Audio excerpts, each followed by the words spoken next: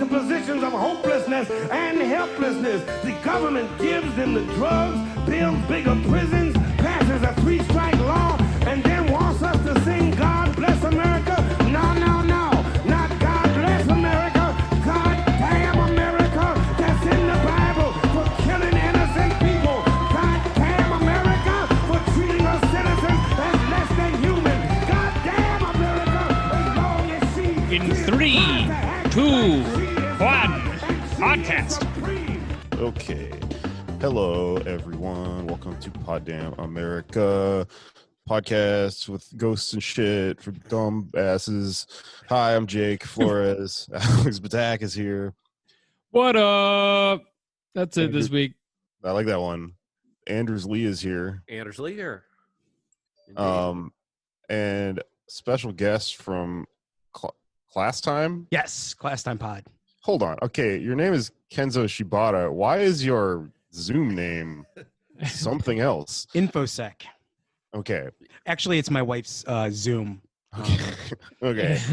That makes sense. Please stop Zooming my wife. That was not a bit. This is we only have one family account. Like it was I worked the bit post facto. I feel you. My wife's name is Weinstein. That's not helping me though. Yeah. I don't think the FBI is going to look into him. Oh. Why does your Zoom name have Double 3 info parentheses around it? Well, Kenzo, welcome to the show. Thanks, Jake. Glad to have you. Mutual fan. Mutual fan. Yeah, you're True a fans. friend of the pod. You've been on Class Time to talk shit about comics. That was fun. Yeah, we're pod blood brothers. Mm-hmm. But we just can't share blood at the moment because that would be... Well, you lost yours, didn't you? They stole my blood. The goddamn CMP just misplaced my blood. I think they found it though, which is weird. They did eventually give me, you got a blood test, but it's like, is that my blood though? There's like changing shit happening. Right, but just to be clear, that wasn't all your blood. You still kept some. I would hope. So you could just, like, taste ambulate it. and stuff. Yeah. Taste it. Like, I have way more iron than this. This is not my blood. Whose blood is this? This is not my blood taste. That would be cool if they took all my blood and then it was like a Crank movie type thing where I was like, I have to get back my blood. I was just really dehydrated the whole time. Jake thinks he's being tested for a deadly disease when really we're sucking all the blood out of his body. Yeah. Just to start I'm off, Johnny Knoxville, and this is a murder. Okay, that's it. To start off today, I want to do a little bit of house cleaning, go through some emails and stuff. I do read the stuff you send me. Today, somebody sent me some supplemental rat facts after we did that episode where I read a bunch of facts about rats. Here are some more. This is from Brooke. Hey, PDA. First of all, love the podcast. I've been listening for like a year or more, and you all are always super entertaining, usually very informative. I know y'all don't have a listener mail. People send me like kind of angry emails sometimes when I just talk about something I don't understand, like dead bodies. One guy sent me a long thing that was like, actually, they don't shit themselves. What happens is they roll over, and then it was just like this whole thing. Like, I worked in a morgue for 2 years. Right. So sorry. Weird flex. Yeah, those reason. I know y'all don't have a listener mail segment or anything like some podcasts do, and to be honest, I don't care if you read this on an episode or anything, or I don't care if you read this on an episode or anything, but I wanted to send an email with some supplemental rat facts. Well, you're in luck. 1, rats aren't that much smaller than ducks. Ducks are mostly feathers, and wild ducks are way smaller than farmed ducks. But also, this might have been such a problem more because the rats were eating the duck eggs. This is when we were talking about how the rats like killed a bunch of ducks in some country. They were eating the eggs, not the adult ducks. That's how they genocided a bunch of ducks. Okay. Yeah. They ate the young. Yes. 2, rat sex might be kind of gnarly for the female. Rats do in fact have penile bones, although I'm not sure if they have a spike or a barb like cats do. Jury's still Literal out. boner then. Yeah. Yes. About to say, I thought the penis was just a muscle. But not in rats. Okay. Or not if you have a spike. And this is why we're being educated by email. This kind of behavior. Right. Yeah. No, they have a bone dick, which is cool. That looks like something. You always say something terrible about rats and then immediately follow it with, And that's why they're cool. They're cool. They eat trash and stuff. Mice and rats are indeed completely different animals. There are many species of both. I knew that. I don't think I said like cats are boys and dogs are girls or whatever. Okay, here we go. The most humane way to kill things is generally some kind of decapitation. Sticky traps are about the worst way because the animal will get stuck and then it has to starve to death. And then there's a book suggestion called Darwin Comes to Town, which is about urban evolution. There's a chapter about the species of mouse in New York that's very adapting to different types of trash food. That's pretty cool. I didn't know this. This is probably the most important one. Nutria rats, those big-ass swamp rats in Louisiana, those are not rats. They're just capybara. They're just called nutria rats for some reason. Chupacabra? No, capybara. Loophole. Rat loophole. Yeah. Not a rat. They're rodents, the largest species of rodent, but they're different from rats. I don't know. Animal people could probably make sense of that. And they're invasive in the U.S., mainly Louisiana and the Southeast. So are they sort of like chinchillas? Yes. In fact, there's another note here that says chinchillas are not rats. Like the capybara, they are rodents and therefore related to rats, but they aren't actually rats.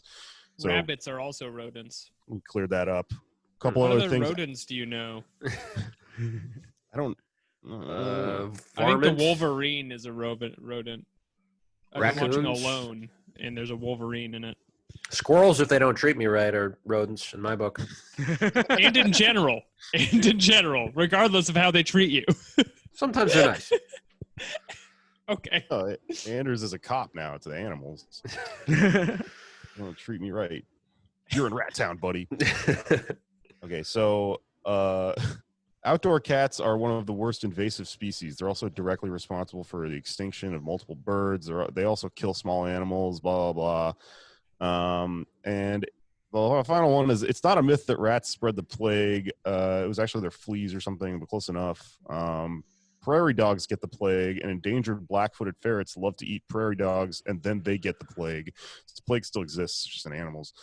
The solution, in order to fix this, if you live around these animals, to mix plague vaccines, which apparently there are, or treatments, into peanut butter. Household plague vaccines. Plague pill. Yeah. And then you have to feed them peanut butter with the cure to the bubonic plague in it. I'm not going to do that. I'm not. They're going to die of the plague. I'm sorry, everybody. And that's pretty much it. This person just says, "Hey, thanks. I love the podcast. All that shit. Stay sane during lockdowns." Brooke, thank you very much for helping us with the new direction we're taking this podcast. It's a podcast about rats now. Hell yeah. Sorry, we know rats, so little about rats in general. let's talk about the real rats now, or not rats, capybaras. I don't know. What are we talking about? The mares of the country, which is a mare is sort of an animal, right? Isn't that like a type of horse? A mare? A female horse is an M-A-R-E, mare. Oh there my we God. go. Full circle. I just figured something out.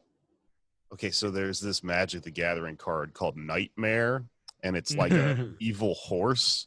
I just realized that that's like a play on words. Nice. Yeah, that's right. Well, now that I think of it, one of the most sort of rat-like, chupacabra-like, not, what was it again? Chinchilla? Yeah, the thing. Chinchilla.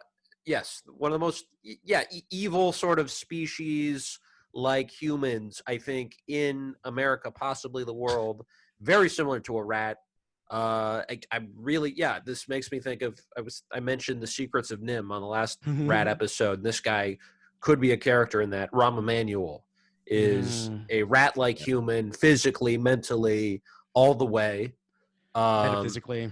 Yeah, because if he was a Republican, he would be less rat-like. The fact that he's a Democrat makes him more like a rat. It's he is almost better at passing and implementing Republican policies than Republicans are. Yeah. He closed 50 schools in one school year in Chicago, 50 schools, all in black and brown neighborhoods. Jesus. Yeah, I don't know a Republican like a who's able rat. to handle that. When the police kill someone in Chicago, him and his spider friend make a web that says "some pig" on it.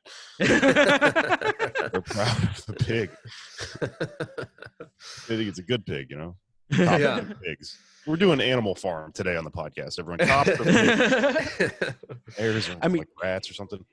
Rahm was the guy who famously hid the video of a police murder to get reelected, and he had the state's attorney in on it with him, and he's such an effective rat. He's a super rat. Right. The problem Like we have Joker.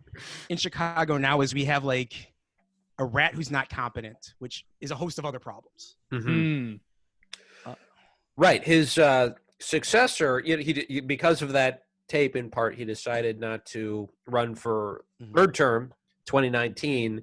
And I remember this is a little over a year ago, election for a mayor in Chicago, and like this election kind of broke my brain, right? Mm-hmm. Because we had the winner, Lori Lightfoot, current mayor of Chicago. Mm-hmm. She sounds like a Harry Potter character, running against, I kid you not, Tony Preckwinkle was the name of her opponent. Mm-hmm. And that just, I had a brain aneurysm when I found that out. I'm still trying to make sense of that combination of words. How bad was Preckwinkle? Well, she was better than Lightfoot, right? Well, she was my preference, definitely. Yeah. But she would have been, she was a machine person. Like, there were a lot of complications. In many ways, like our last mayoral election paralleled this primary, the Democratic national primary, because we started out with like 25 candidates, some of them with big famous names, and those folks didn't even make it to the final round, and then like some randos and a lot of weird shit along the way. Like, the good thing that came out of that particular election was we elected 6 socialists. The bad thing was there was no left plan for what to do with the mayoral race. And Tony Preckwinkle comes out of the Chicago machine. And I think there's some complications there too. Like, the way the Chicago machine worked was it was just, a white supremacist machine for decades. And then some fissures created and people found those opportunities, like people of color, to, build their own like fiefdoms. And that kind of became a way for people to build power who never had access to it in the past. Not saying that's a good way to build power, but it became the reality. And that was kind of the machine that Tony Preckwinkle worked her way up through. So she's definitely a hardworking person, gets politics, but she was very much part of the machine and signing off on a lot of the awful shit that the Cook County Dems had done over the years. She's president now, so she actually is leading in this shit. But so what it came down to was she was able to eke out, because she got the union endorsements, because we all the unions kind of knew it. We needed to have her on. We never had an opportunity to have a mayor on our side, really, except for the building trades, like teachers unions. We never had a mayor on our side. So, we thought that maybe Preckwinkle would have been a better opportunity out of the two. Certainly not like socialist praxis supporting her, but practical praxis supporting her. But she was tied to an alderman named Ed Burke, who famously is indicted now because he tried to shake down a local Burger King in his ward. He was very much. They're poisoned. The burgers in there are poisoned. This was before that. This was before the cops got the diarrhea. So which, for the record, was a Shake Shack. Just so everyone is clear, Burger King still in the clear. Sorry, still number one. On the topic of burgers, did everyone see the cop crying today? Yes. Yeah, I was about to say, is there going to be like a series now of corrupt politicians just being like, hey, I don't feel safe going to BK? I think it's going to happen. Yeah. But like, she basically was like, he helped her out through her career. She did good and she did bad. She's a complicated political actor. Ed Burke was a pretty bad dude. And this guy's been in office since like 1948. Is it that guy? Yes. Okay. Oh no, the 60s. 60s. Yeah, I'm exaggerating, but yeah. And but he has like a $16 million war chest, which is more than the rest of city council combined has at their disposal for elections. For a city council race. Yes. Wow. With 50 people, 50 aldermen we have. So all that Lightfoot had to do was tie Preckwinkle to Burke every time she spoke, and then she won in a landslide. So we have this Lori Lightfoot person who had never held any kind of elected role in Chicago. She was a corporate lawyer for Mayor Brown, which are some of the worst humans on earth. They defend some of the worst humans on earth. She was a prosecutor. So, but she did campaign on a progressive platform. So we were kind of left with, you know, a Pandora's box, and we opened it, and it's been shit all year. Great. Yeah. And that started with the strike, right? Back in the fall. Yeah. I'm sorry. No, go ahead. I was just going to ask, like, how that began. Like, going in, did you know she was going to be shitty on education issues, or like was that a surprise? The union folks that I knew that opposed her, as soon as she won, we all reached out and were like, okay, well, let's work together. You're the mayor. And that's when, you know, some of my lawyer friends clued me in on what's called big law brain, which is when you're like a lawyer from a major corporate firm, you start to think that you're God, and you take everything as a slight. I read about this on Blog Blog. Yeah, it's same concept. And this is exactly what Lori Lightfoot has. So she makes all sorts of very bad political decisions. Like, she has a lot of authority. The mayor of Chicago has authority over schools, over literally everything but the sewers. The sewers are a different board, but we could talk about this some other time. But they have a huge amount of authority, but she never built a base. So she has very little power in the city. And that's always like kind of coming into conflict now, because she'll make these grand proclamations. Like, she didn't want to close the schools down. And then when everyone's like, no, we have to close the schools down for COVID, the governor had to step in and say, no, you have to take this seriously. You can't run on ego, Lori. So this has been, like, contract negotiations were exactly this. Like, she hired a corporate lawyer from her old firm to kind of be her consigliere, who is just this awful guy who, you know, would just trash teachers. And they use the media a lot to their advantage because of access journalism. They knew that they could say, well, we're not going to answer questions unless you print certain lies about the CTU. So we just knew that we were running, you know, we were basically up against a corporate lawyer, and that's how she's going to approach all her dealings. Right. So she likes to say, "I'm not Rom." That's the quote she'll repeat. But is she kind of, Mayor Emanuel is known as Mayor 1%? Is she kind of like Mayor 2%, Mayor 1.5%? Is she slightly Rom?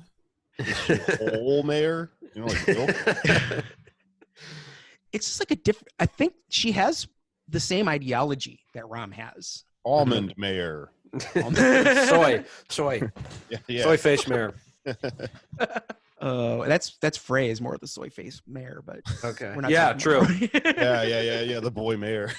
So many different mayors. So many mayors, so little time.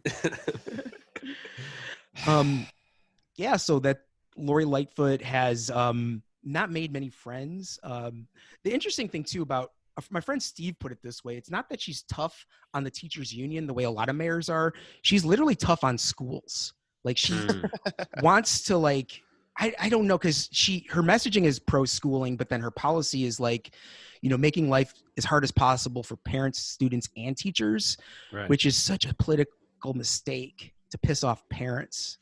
And we're letting her walk into it because we don't want her elected again, but also, you know, we still have to live our lives for the next 3 years. Right.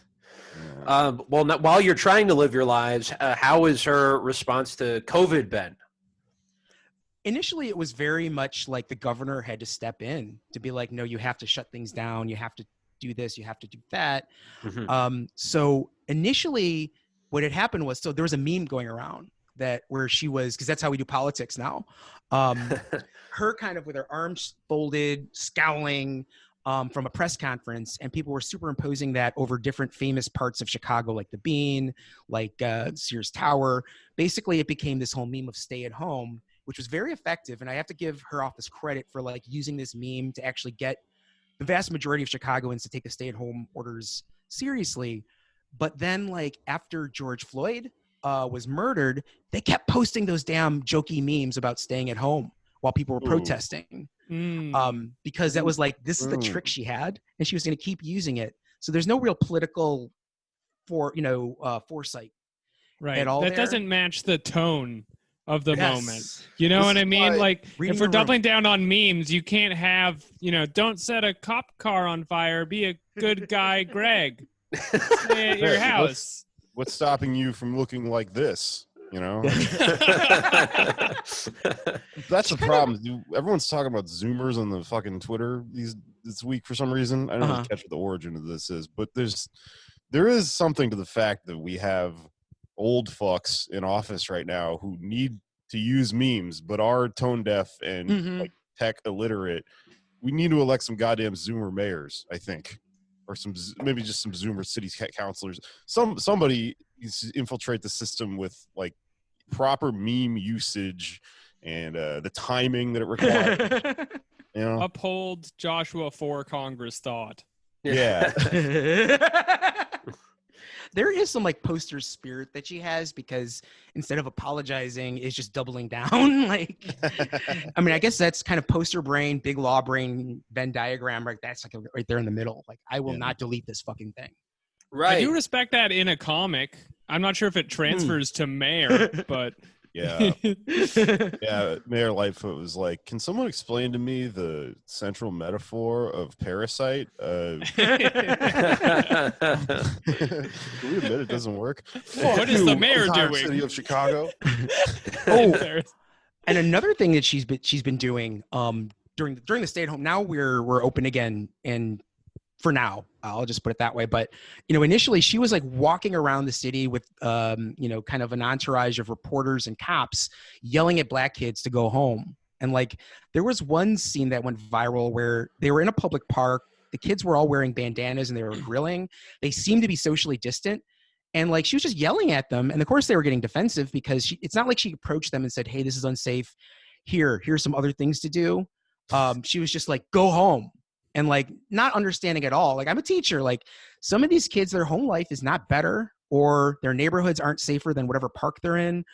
For some reason, they were in that park together, and she wasn't like trying to figure out what the root cause was. She just wanted to be the cop in the situation. The law is not often implemented directly by the mayor to fool when it happens. They're just trying to grill. Is nothing sacred? Yeah, the kids are grill pilled. Well, one thing that one of her like moves, it seems, I remember this from the teacher strike negotiations, is where she just say, "Look, we don't have the money. The money's not there." And it's just like not true, but she'll keep like backing herself into this position. And she's doing it now with like the COVID relief package, because I was reading a little bit about the 6 socialist members of the city council have an idea that would, provide working families with the support they need, be a big boost to people in Chicago who need it. And she's doing the same line again, where like, we don't have the money. We don't have the money. Why is that BS? Why is she using that tack again? I don't know why she's doing it now.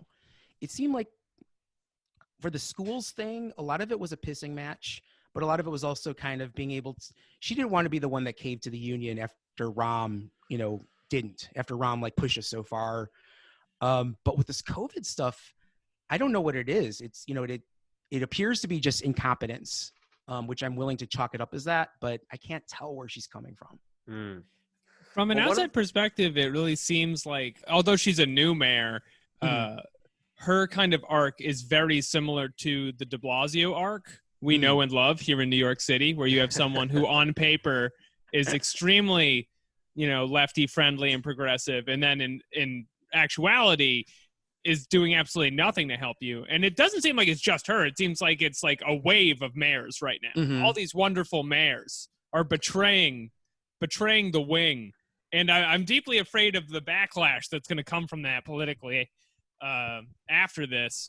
But I guess my one question is, before we talk about all these wonderful, terrible mayors, are there any good mayors? Can anybody name a good mayor? I can answer this question. So I actually did some research for the show today, and going to be reading once again, as is tradition on the show, from the mcdonalds.fandom.com wiki page. Here's some information about the only good mayor, the only mayor that is a true enemy to the police, as we learned this week, Mayor McCheese.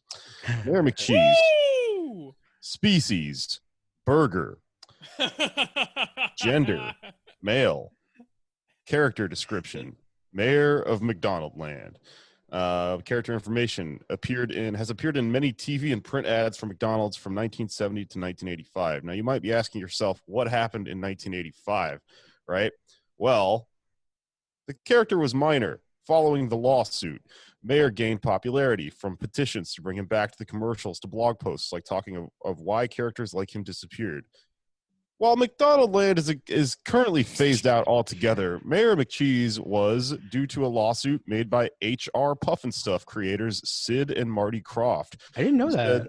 McDonaldland itself was a ripoff of HR Pufnstuf. After much discussion, McDonaldland remained, but the most original characters, including Mayor McCheese, who coincidentally was indeed based on Pufnstuf, was phased out. McCheese made some of his last commercial appearances in the late 70s and early 80s. He was, though, seen in a cameo role in the VHS series The Wacky Adventures of Ronald McDonald. So they got sued by HR Pufnstuf over what they admitted was directly, I think they were just like, we didn't know it was illegal for us to steal HR Pufnstuf and put a burger on his head. They should have just said we took the same acid as HR. We had the same visions. HR Pufnstuf has a very powerful union, and it is not easy to go against them. The Puff Fitters. Yeah, so I guess what they did is they carved up McDonaldland in some sort of like backroom meeting after the lawsuit, and they were like, "All right, we got to get rid of the mayor, but we get to keep Grimace and the Hamburglar and the Bird Girl." Right. And they're like, "Quick question: what is Grimace? We're not discussing that today." No, that's another episode. We went into that. That was the McChez. Yeah, the autonomous kid zone. Right, there you go. Autonomous play zone. Yeah, I mean, are there good mayors? It's hard to say because like big cities are sort of like the most progressive zones in America, especially at the municipal level, and you have people who run on it's where it gets weird because you have people running on very, very progressive rhetoric, and I think we're going to see more and more of this with in regards to police reform and quote unquote abolition. There be people who are faking left and moving right because there are really some at bottom some structural impediments to actually being a progressive mayor, and I mean that's true of any elected office in America, but it's especially glaring at the mayoral level because there's no right wing that you can blame for anything. Your constituency in big cities is progressive, and we've definitely seen that with de Blasio. I mean, he's someone who came into office, right? We talked about this a little bit with Judah, promising to really crack down on the NYPD police abuse and stuff. And right. It was cops and horses for him. Right. Those were the big things. Yeah, but if people remember, like the thing that he was against when the campaign really got into full swing was stop and frisk. But he actually wasn't against that until like late in the summer of 2013 when there was a court case that declared it unconstitutional. Because before that, he was like, well, we still got to, it's a police practice. We got to do it. And then the court case came along and it became like an easy political move to be against it. And he cut the ad with Dante. We all know how that went. But it seems like his move throughout his tenure has been to say progressive things, right? And it excites people. I remember when he was running for president, people were kind of like upset with him for neglecting his duties as mayor. And there's a blackout in South Brooklyn, and people's like, "What's your response, Mr. Mayor? What are you going to do about it?" And he says, it's time to really think about taking public control over Con Ed." And all the progressives in New York were like, "Oh, okay, shit, he said that?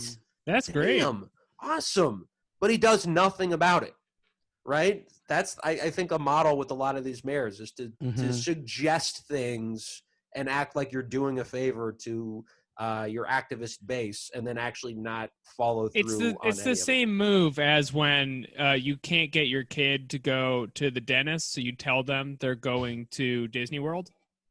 And then they're in the car and they're getting their teeth drilled. And you're like, surprise, I already got what I wanted out of this. Yeah. But one of his sort of like signature achievements that he likes to brag about, de Blasio, is the universal pre-K. And I was wondering if Kenzo is an educator. I was wondering if we could get your perspective on that plan and how you view it from like a public education perspective. Yeah, so I'm a high school teacher, and I have a 7-year-old. So we've been through the pre-K system in Chicago. So when I first heard about the universal pre-K plan, I thought that was huge, and I said to myself, like, this is going to be what keeps de Blasio in office for life for as long as he wants it. But like the devil was really in the details here. I think it did take a lot of political will for him to get it passed and to to actually implement it. But there's a huge problem there, is that they didn't have any kind of plan to build more facilities for the kids. And so it's a patchwork program, and it reproduces a lot of the class disparities in especially early childhood ed, because if you live in Midtown, like, you'll be able to send your kid to like a good preschool and for free. That's huge. You're saving yourselves maybe $100,000 over 2 years. Even like school is astronomical for the fancy schools. But if you're in a poor neighborhood, your option might be a dirty storefront with people who are not even qualified to teach. It's basically babysitting, and sometimes not even that safe. Right. So it's called a universal program, but unless there's some sort of equity built into the policy, it's not really a universal program. Like, what should have really been done in the implementation, or actually in the writing of the policy, is have some sort of metric made for which neighborhoods were most in need of high quality early ed programming. And then focused building those facilities. And then like in the poorest neighborhoods where people didn't have good options or didn't have any options at all, they would have universal pre-K, and then maybe phase it in so folks who have access to those facilities, they might not get new computers or new iPads for a few years because they're going to be focusing on the schools that need it most. This was something we paid a lot of attention to when we negotiated our contract in Chicago, with regards to like staffing up care workers in our schools, making sure that the neediest schools got them first. And not only is that the smart and fair thing to do, but it also, like, de Blasio could have incorporated that into his message, but something was holding him back. And it had to be the purse strings. It had to be someone saying, no, we're not going to put that much money into your program. Right.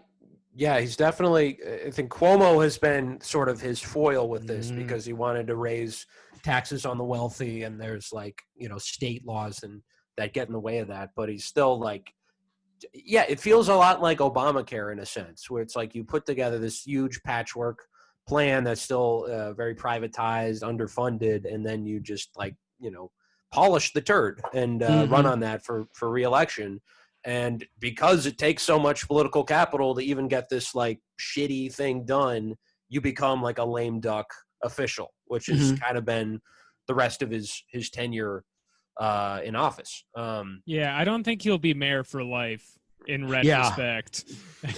He can't actually go anywhere in town without crowds of people appearing and booing him, which is often a huge impediment to re-election. Yeah, if he did it and he got it right, the universal pre-K, and then just was chill, he probably could have stayed in office for quite some time. But, he's kind of always tripping on himself. I think that's just part of the Wilhelm way, just doing really weird shit that makes no sense. Yeah. Well, right now he's sick. He just called out sick the other day. He says it's not coronavirus. You guys buy that? Do you think he's just like needs a day in bed or something? I buy it. It's definitely not coronavirus. It's probably entrenched depression, if I had to guess. It's hungover. Imagine like 9 million people who live near you hating you. What would that be like? Ask Mike Tracy. No. Well, yeah, he really people don't know him. Never mind. Well, he really has no. De Blasio really has no base at this point because the right always hated him. The police, which make up a too big of a portion of New York City, although many of them don't live there, hate his guts. They have from the beginning. And he's pissed off like the left wing of the city. I think the people who still hang on to some shred of, like of him are the people he's helped in office, who are like upper middle class people like him, because his housing plan, another thing he wanted to fix, that's who it's benefited. He's built more quote unquote affordable units, but they've been like in luxury buildings. You get like a couple units where you can afford them if you're like a middle class, upper middle class family, and then you get like a subsidized gym membership, shit like that, where it helps people like him. It helps the upper middle class of the city, not homeless people certainly, and not working class people. Where's his popular support come from though? Because like you're right, he is the most hated fucking person, like one of the most hated people right now. But he won re-election recently, right? Yeah, well, I think part of that is just the inertia, of like it would have been really difficult to run a primary challenge against him. No one really did it, and then you're not going to vote for a Republican, so right. I didn't vote said for this him before on the show. I probably say it way too much, but he dropped and killed the groundhog while Black Lives Matter and the police were all mad at him. How does this dude have a job? The only thing I can make sense of is that actually is like the origin of the weird timeline that we're all living in, that he like created groundhog. Oh yeah. That's the gateway. Yeah. And he was going to ask too. He's like, okay, if this thing sees its shadow, I am not running for re-election. Once I figured this out. Oh no! Oh, it's dead. I'm so tall. Well, I think he is term limited, because Bloomberg had a third term, right. but he got the city council to like change the charter and make it one exemption. They didn't change it so like more people could run for a third term. It was so specifically Michael Bloomberg could run for a third term, and then it would just never occur again. That's crazy. How did he? Yeah. So that's like the precedent that was set in New York City politics before de Blasio came into office, just like in many ways far right authoritarianism. And he hasn't been able to like really reinvent the city government in the way he needs to do. One of the things that like I think people need to watch out for though is, and I mentioned this on the episode with Judah too, is Jumaane Williams, who's kind of like waiting in the wings for 2021. Another very like rhetorically progressive guy who's been very critical of de Blasio during the anti-police movement, but shows I think a lot of the same tea leaves of being a sellout. He's taken real estate money. He's gone to an APAC conference. And the important thing, though, is maybe this will all be inconsequential if we actually have like a movement that's not willing to, have a honeymoon with him and just like holds him accountable as mayor. Or maybe we just need like a total outsider, someone who hasn't run for office before from like the activist world to run for mayor. Although, there's a lot of structural impediments to getting someone like that elected. In any city, let alone New York. You give them a groundhog, see how they handle it. Yeah, that should be a litmus test. That's really what counts if you're mayor of New York. Can you hold a groundhog without killing it? It's kept the mayor of Woodstock, Illinois in a job for years. Because that's the groundhog from Groundhog Day. Right. Wait, did I say groundhogs are the ones that have the plague? There might be another wrinkle. Do they? Groundhogs are also rodents, if that's what you mean. Lazily trying to stitch this all together. I feel like people don't Prairie understand dog. like what a rodent is. It's just a kind of teeth. Really? That's what distinguishes it? Yeah, it's the big teeth in the front. That's like cats are felines. They have the pointed like, teeth on the sides. Pete Buttigieg. Yeah. Pete Yeah. Buttigieg. He is a rodent. Big teeth in the front. Well, I mean, we Exactly. established that in a while. Party in the back. Right. If you can pick him up without hurting him, you might have the qualities we need for a high office. I honestly don't think I could pick up Pete Buttigieg without like I don't know. You showed the initiative for careful planning, careful decision making. I mean, he's another example of this because I remember, a year ago, feels like much longer, but a year ago, we thought, oh, Pete Buttigieg, he's saying what we want to hear. He wants Medicare for all. And his big thing when he first ran for president was like, Democrats, the problem is we get too caught up in the details. We get too, policy wonkish, and we need to think about a philosophy, our philosophy, our governing, vision. And at the time, people like me heard that and were like, great, we don't like this technocratic shit. Let's get the big ideas going. And then look at it, but it turns out and he went the other way with it. Yeah. Sometimes the fine print is important, especially when you look at his mayoral record, which was dog shit, He was a fucking mayor, too. Dude, he's a fucking mayor. I totally forgot about all mayors are bastards, AMAB. Yeah. Well, if we could pivot to my mayor, kind of like in many ways the boss of the mayors in the country. In many ways. Muriel Bowser, mayor of Washington, D.C., famously, a week ago, turned the street in front of the White House to Black Lives Matter lane. Huge victory for the movement. I think we can, pack it up and go home. That's we what have a people lane wanted. now. That's what we wanted. Sometimes is whose streets, our streets. Oh, that's what they want. Is what the street. Like, literally. Someone at the mayor's office was like, I didn't even consider that, and it works on so many levels. Huge win for us. Right. We're listening. That's what you want from politicians, is to listen and take on the broad idea, the spirit of the protests, and, defund the police, according to Muriel Bowser, not really meant to be taken literally. It's more reform the police. She said in an interview she is not at all considering the $24 million in extra money that is going to the Metropolitan DC Police Department. She just, wants to ban the chokeholds and do all that stuff that they already had in places like Minneapolis. She's doing the Biden move. She's like, what if we gave them more money? Have you considered that maybe they don't have enough chokeholds invented yet? Right. The Bernie move as well. And the Bernie move, to be fair.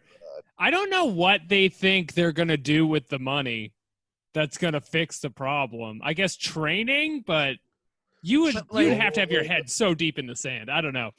It's not that, you can't really train someone to not try to kill someone if they want to kill someone. Yeah.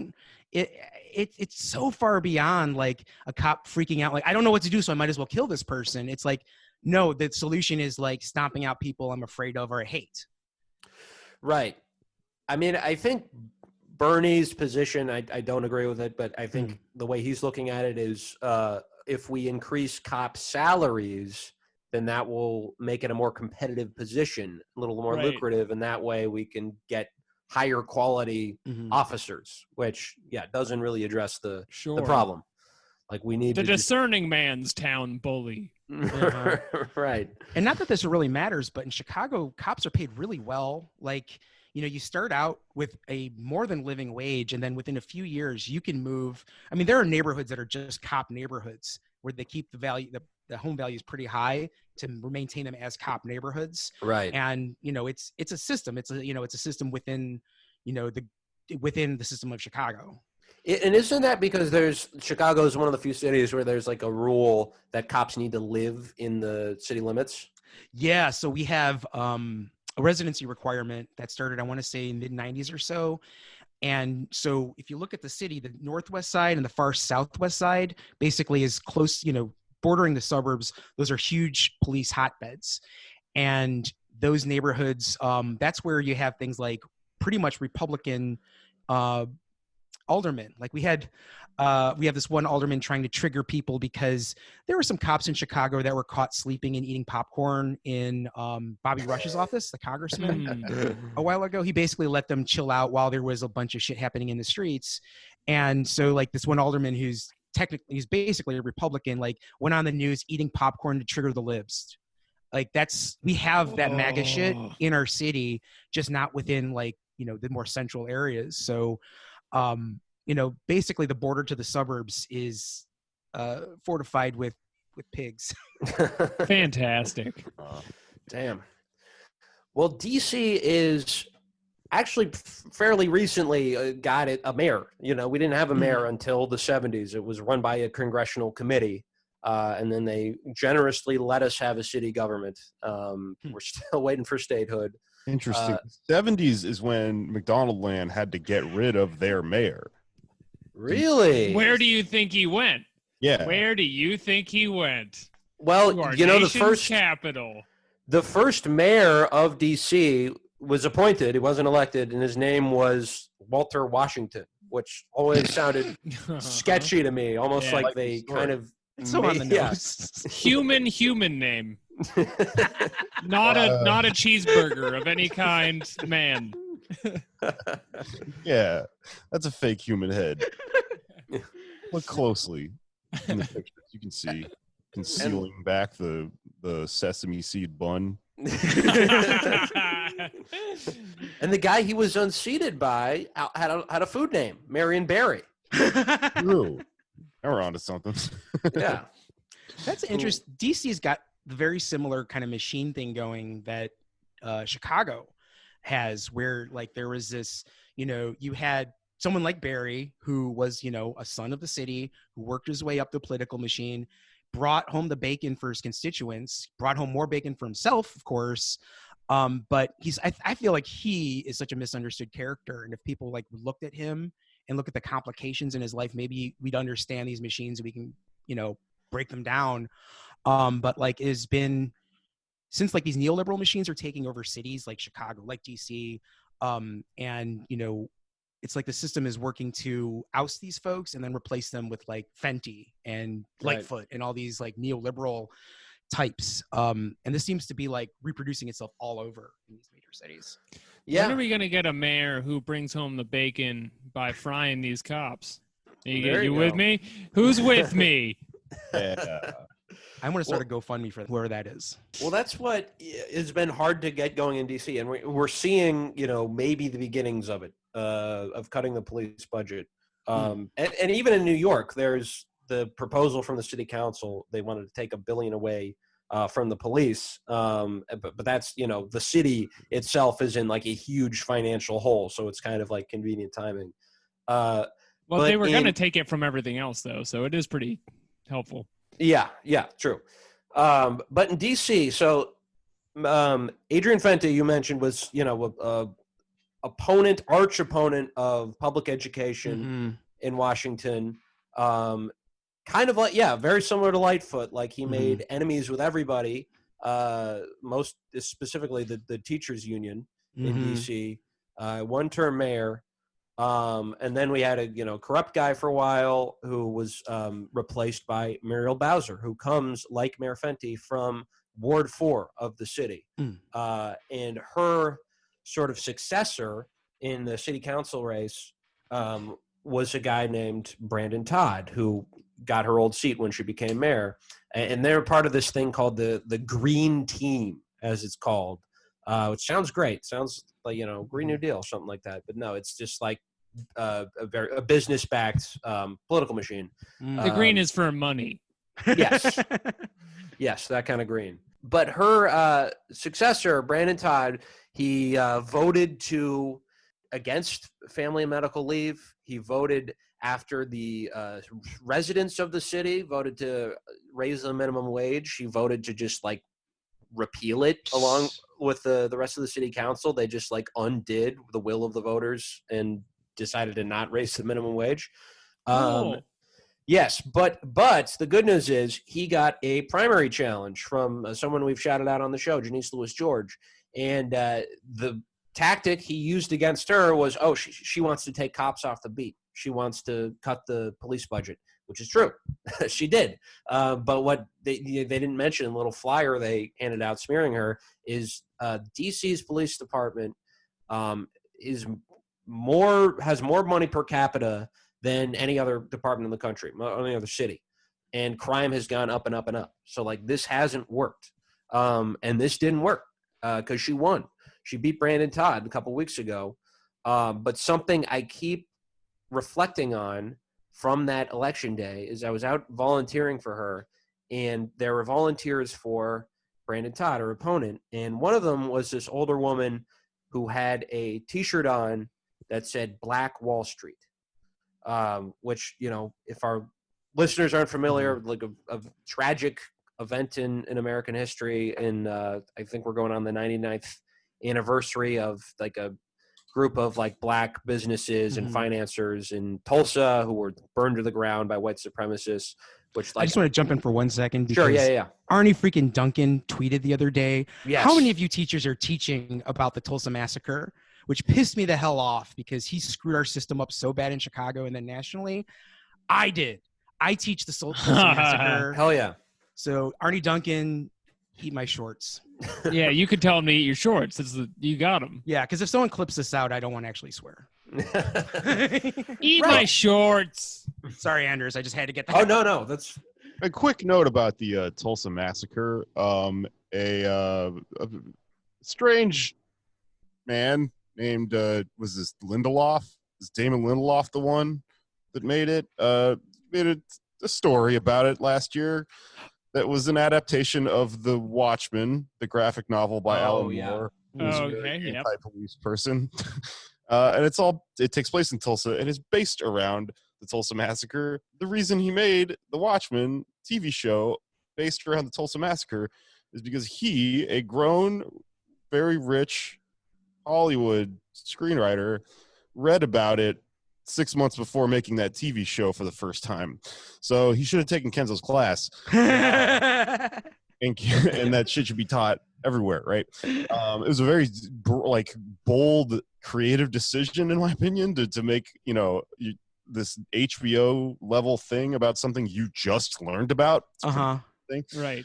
It's not like a podcast episode per se. Yeah. It's a lot more money involved. No, you really have to commit to the bit if you have a prestige television show. Right. Yeah. And that's why we are canceling our rat premium HBO show because we are not ready to produce it. Yeah, that's why we're canceling instructions on how to own a pet rat and shit by Pod Damon. I don't know what the fuck we're talking about. Was he the one who also wanted to do if the South won the Civil War? Yeah, same guy. Yeah. Dude, he's got some great ideas. I'm sorry, was it Lindelof or was it Dan and Dave? I don't know. All those fucking guys are the same. He's one of the Game of Thrones guys. Yeah. Those guys were supposed to make like a Star Wars and they couldn't make it. I don't know. Same fucking soupy mix of people. But another thing about the Tulsa Massacre is that just so happens that Trump is having an election rally this week, at the end of this week, on Juneteenth, which, if you don't know, is a holiday. It's really big in the South because it's a holiday that is in reference to not when slavery ended, but when they told the slaves. It's a really dark holiday. And, but that being said, everyone has a big fucking barbecue and shit. And, but a lot of people don't know about it, right? Especially outside of the South. People don't, it's just history. It's just not taught in schools. Trump is having that rally on Juneteenth in Tulsa, which is baffling, really, to me, because it's one of those things where, like, you stare at it from all these different angles and you can't really tell what's going on because it's equally plausible that he is racist enough to have done that on purpose and also stupid enough to have, like, done that on accident in, like, this Larry David sort of way. Yeah. Either way, Oh, no, I amplified white supremacy again. I can almost see like whoever is the Steve Bannon there now saying, hey, Trump, this is what we're going to do. And this is the reason why it's racist. And he signed to both those pieces. Pieces. That's the Trump theory of movement, right? It's always like a racist person near him has an idea and then he just signs off on it. He's not producing any of these shit. He has a Damon Lindelof on the line. Well, back to the Black Wall Street. Yes, a totally heinous event in American history, and it's something that I always thought of like as you know, this is an example of stuff that gets brushed under the rug in most history classes. But there's this woman wearing it on behalf of, you know, a pro-corporate candidate. And it occurred to me that like a lot of people may take that history as like an example of Black capitalism. And the lesson from it is the need to recreate that and you know, support Black capitalism and Black businesses. And it's like really awkward for someone like me to come in and say like, hey, actually we want, you know, socialism. We don't want that. So it's just something I've been like chewing on a lot, because in a lot of these cities and the mayors we're talking about, they come from, you know, there's a Black political class, which a lot of people have written about. Keeanga-Yamahtta Taylor had a really good essay in the New York Times about this. And it's like, it's a weird thing for non-Black people to like discuss and confront. But I think like the solution there is to, you know, sort of ally ourselves with people from these areas who are not satisfied with the status quo and want to challenge it, who are, you know, Black themselves. And, you know, because that's the other side of it too, is there's white capital that's backing these like businesses and these candidates too. And if you look at like the election results in DC Ward 4, like the whitest areas voted for the incumbent Brandon Todd. But he lost because of like the unity of like the Black working class and the white burnout class, if you will. And I think that's like kind of the way forward in like coalitions for urban politics. Yeah, I think that's certainly something that, you know, working in coalition with organizations that, you know, like let's say DSA just as an example, like which for all intents and purposes existed for 4 years. Us working with some of these longstanding organizations that might not share our politics. In Chicago, we've always taken kind of a junior partner approach to it by allowing those organizations to lead us, and we kind of bolster their work. But like, you know, if an organization zigs when, you know, our politics say zag, we just don't sign on to that piece of it. But at the same time, it's a constant tension, and it's something that, you know, you either address it and you know, are proactive in dealing with it, or you brush it under the rug, and then you have, you know, the shitty cycle of politics we always have. Right. Yeah. It's that, I think, yeah, you have to be, you know, as a materialist, you have to like look at the situation you're in and the area you're in and the organizations that are active and exist before you got there, and work with them. One of the things that's interesting is our mayor, I think really, I mean, she senses that tension. She's a political creature. So she made a point of calling out DSA on the floor of City Hall, which I want to pat myself on the, you know, we want to pat ourselves on the back, but this was very insidious how she did it. You know, we're working in coalition with Black Lives Matter, Asada's Daughters, Black Youth Project, all of these groups, and we are junior partners. They're leading this, and we are there to support them. But Lightfoot made a point of saying the only people who want to defund police is DSA, a line like that. And it's a way of, you know, because, you know, we are viewed as a white-led organization, or a primarily white organization, that like the defunding police thing is the white anarchists, like, you know, is prevalent in every other city. She's trying to have that be a thing here. Thankfully, we do have strong grassroots organizations like fighting that narrative, but it is a constant tension. Right. That, yeah, because I mean, speaking for myself, I'm going to be used as the foil, you know, and that's like, it's an important thing to, you know, we need everybody involved, as many people involved as possible. But I think what you said is right. Like, we have to view ourselves in many cases as like the junior partner. You know, there's a reason we're running people like Janice Lewis George, Tiffany Caban, and not, you know, Anders Lee, Alex Patak for these races, you know. Please do not nominate me for anything. I'm not prepared. Let me earn $30,000 as an adult before I become a member of Congress. We are running out of time here, but there's just so many wonderful mayors we didn't get to. I just got to ask, are there any shout outs for terrible mayor out there we didn't talk about? Garcetti, I know, is a real piece of shit. The mayor of Seattle. Jenny Durkin. She's much worse than I did a little research before this show, and I always, as a Marxist, she's bad because X, Y, and Z makes a person a bad politician. But I didn't get into the detail. Wow, she is awful. Yeah. Yeah. She was a prosecutor before she became mayor. Actually, her 2 mayors before her was a guy who had to resign in sort of a Chris D'Elia style scandal. But they had an interim mayor for a while, and she came in and was spent a ton of money on the election. But yeah, she was a prosecutor for a long time and like acted really punitively against anarchists after May Day 2012. Held them in solitary confinement to try to make an example of them. It's just really nasty stuff. And there's one article I read where she there was an aide of hers who was asking about like a funeral for like a community activist, and she grabbed the aide by the face and like shook their face like fucking Tony Soprano. Yeah, and she's one of my favorite moves of her, though. I do have to give her some credit here, is when she was running for mayor, she was at an event and tossed tiny tequila bottles into the audience, and it turned out it was an all ages event. So this cop was encouraging underage drinking. And this was an event where she very cringily acted as Melissa McCarthy acting as Spicer from SNL and used the term colored person in her bit.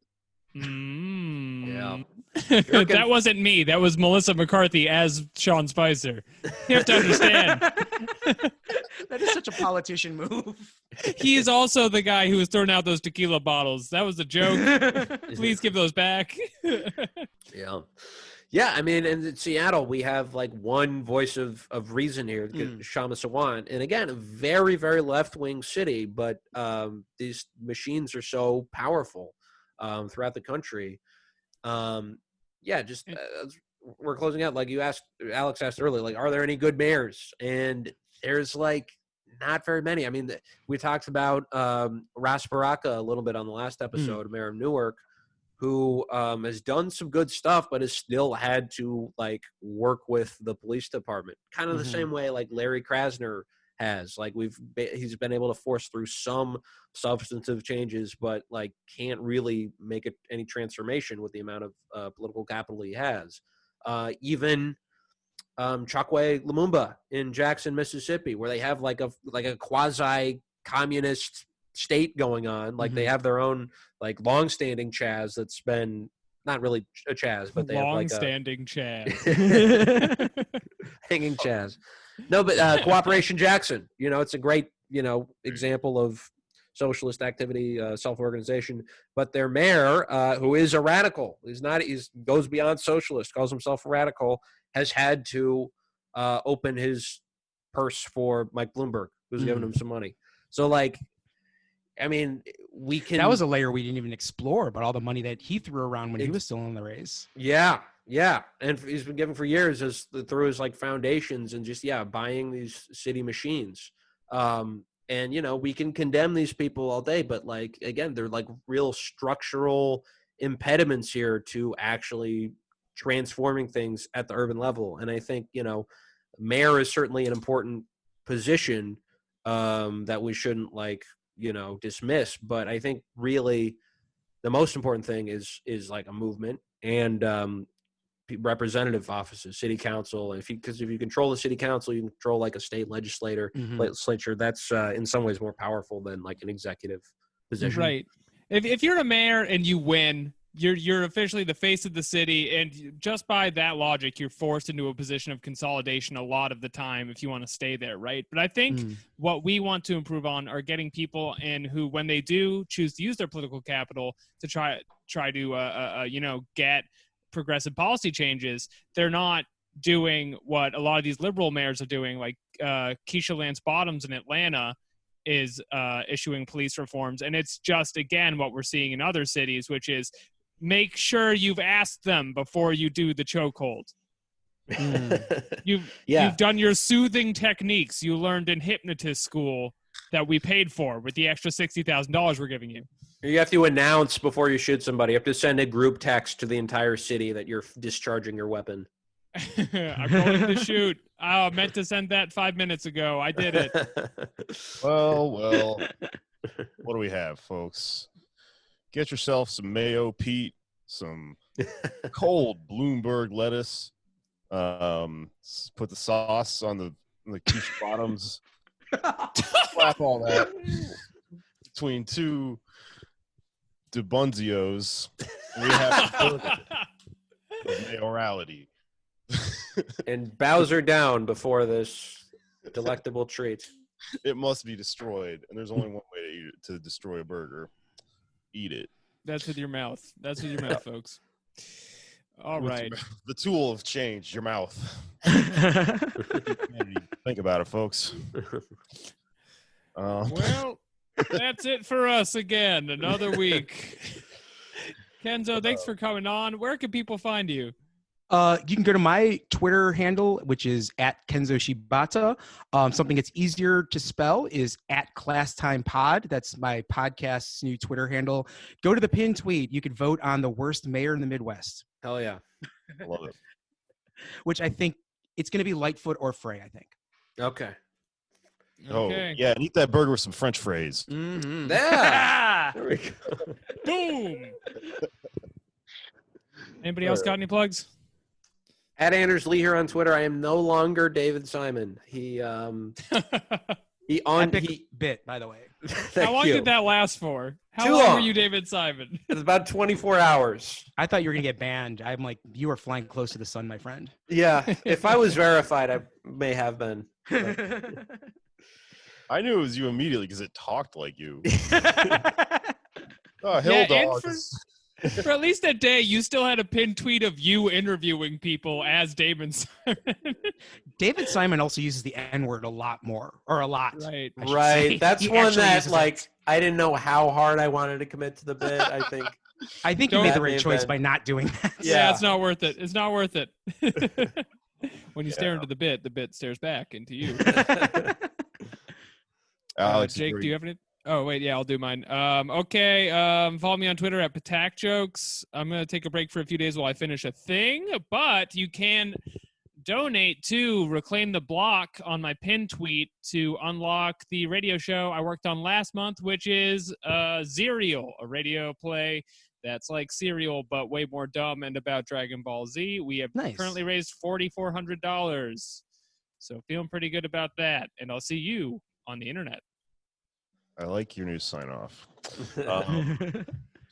What is my plug? Oh, hey, merch. I got bandanas in. Finally, I'm sending everything out. I know I keep saying this. Just the mail is fucked up, I think, because of COVID. So it took like a month for me to get the merch that I'm now going to send you. So don't worry. Please don't leave me. I love you very much. I will personally come and kiss all of you on the forehead after I give you merch, after COVID is over and it is legal to do that again. Until then, it'll only happen in our minds. My other podcast Right, is if called you- White Mad. I'm at Feral Jokes on everything. And finally, I want to plug Officer Big Mac, which is another character within the municipality of McDonald's Land. McDonald's Land, you need to understand, is a community. It's imagined as a city like our own, not like Burger King, which is a monarchy, or Shake Shack, which is a shack. I guess that's like, It's more of a zone. yeah. Wendy's, who the fuck knows what's going on over there. There's a police officer in the world of McDonald Land who has a burger for a head, much like Mayor McCheese. I guess they're the same species. And he's also very short-lived. They also had to get rid of him. He has like a British hat on. I think he probably got accused of copyright infringement also. All the Hmm. burgers in the UK are super well done. So maybe he just like got fried out of his mind, got burned to death. Metaphor. Speaking of metaphors, if you've never seen this guy before, you might have seen him growing up at a McDonald's play place, because there was, and you could look this up, I just tweeted a picture of it, a thing that kids could play in that was basically his head, and then the burger, like, it's expanded, and then there's an empty space inside of the burger that is held together with the bars of prison. His head is the police. He's a police officer, and his head is both a burger and a prison Much like Michel Foucault warned us. Stare at this and think about society. That's what I have to plug today. Definitely check that out. That's it. All right. Well, let's get the fuck out of here, everyone. It's finished. It's Bye, everybody. Peace, guys. Finished.